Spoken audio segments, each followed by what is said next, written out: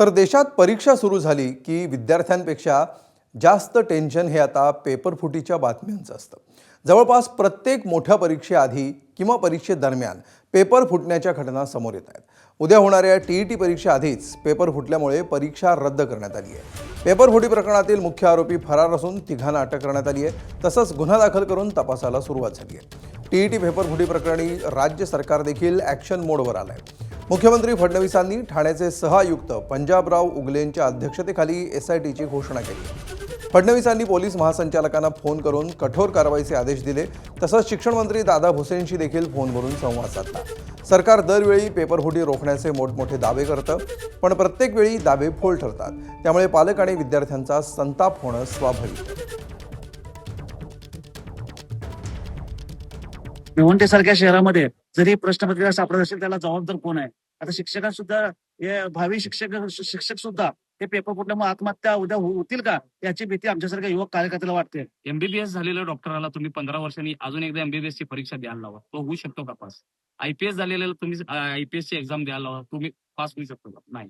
तरी हे सर्व शिक्षक सोडून आज देश घडवणारा माझा शिक्षक ह्या सर्व गोष्टी करून एक्झामला देतो. तुम्ही वायुसेनेची मदत घेतली या टीईटी पेपरसाठी न फुटण्यासाठी, पण तरी सुद्धा मदत घेऊन आज पहाटे 5 ला पेपर फुटतो. काय चालू आहे या देशात? भावी शिक्षक आहेत, होणार होते ते, त्या शिक्षकांनी एक्झामला एक्झाम देणं हे योग्य आहे. पण जे ऑलरेडी शिक्षक आहेत, शिक्षक म्हणून काम करतात, त्यांना मान्यता आहे, त्यांना सुद्धा ही एक्झाम द्यावी लागते आहे. आणि मग त्यांनी काय दोन्ही गोष्टीच्या रोल मध्ये दोन्ही गोष्टी कशा साध्य करायच्या त्यांनी? मानसिक आणि आर्थिक आणि त्यांना काही लोकांनी परीक्षा संदर्भात परीक्षा सेंटर असल्यामुळे तिकीटही काढलेलं आहे. काही लोकांनी गावाकडे काम सोडून आलेलं आहे.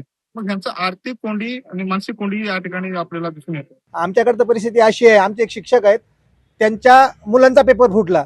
त्यांचा पेपर होता नीटचा आणि आता ते स्वतः आई वडील स्वतः शिक्षक आहेत. आज त्यांचाही पेपर फुटला. ते मला बोलले की आज सर आता कसं, म्हणजे मुलाचा पेपर फुटला, आमचा पेपर फुटला, सगळं डिप्रेशन मध्ये आहेत. त्यामुळे आता यावर काहीतरी कठोर कारवाई 100% झालीच पाहिजे. जे विद्यार्थी याच्यामध्ये अभ्यास करून जे पेपर देत आहेत, हा जर असा जर पेपर फुटला तर त्यांचं मन म्हणेल का अभ्यास करायचं? म्हणजे कुणावर भरोसा करायचा? शिक्षण मंत्र्यावर भरोसा राहिला नाही, शासनावर भरोसा राहिला नाही, म्हणजे नेमका भरोसा करायचा कुणावर? पेपर फुटी करणाऱ्या लोकांवर अति कठोर आणि अति दंडात्मक कारवाई व्हायला पाहिजे. कारण विद्यार्थ्यांनी आणि शिक्षकांनी फार मेहनत घेऊन या पेपरची तयारी केली होती. एकदम कठोर काहीतरी शासनाने निर्णय घ्यायला पाहिजे आणि टीईटी पेपर फोडणाऱ्या लोकांवर अति कठोर कारवाई झाली पाहिजे. तर धक्कादायक बाब म्हणजे प्रत्येक पेपरफुटीनंतर चौकशी समिती बसते, एसआयटी स्थापन होते, काही दलालांना अटक होते, पण पुन्हा मागचे पाढे पंचावन्न. सगळ्यात गंभीर बाब म्हणजे कारवाईचा धाक उरलाच नाही की मूळ सूत्रधार आजही कायद्याच्या आवाक्याबाहेर आहेत. या सर्व प्रश्नांवर सरकारचं काय म्हणणं आहे बघूया. याची शासनाने गंभीरपणे नोंद घेतलेली आहे. माननीय मुख्यमंत्री महोदय, माननीय उपमुख्यमंत्री महोदयांनी पण याची गंभीर नोंद घेतलेली आहे. पोलीस प्रशासनाला त्याचा सखोल चौकशी करण्याचे आदेश त्या ठिकाणी देण्यात आलेले आहेत आणि या चौकशीतून जे काही समोर येईल त्या सर्वांवर त्या ठिकाणी कठोर कारवाई केली जाईल.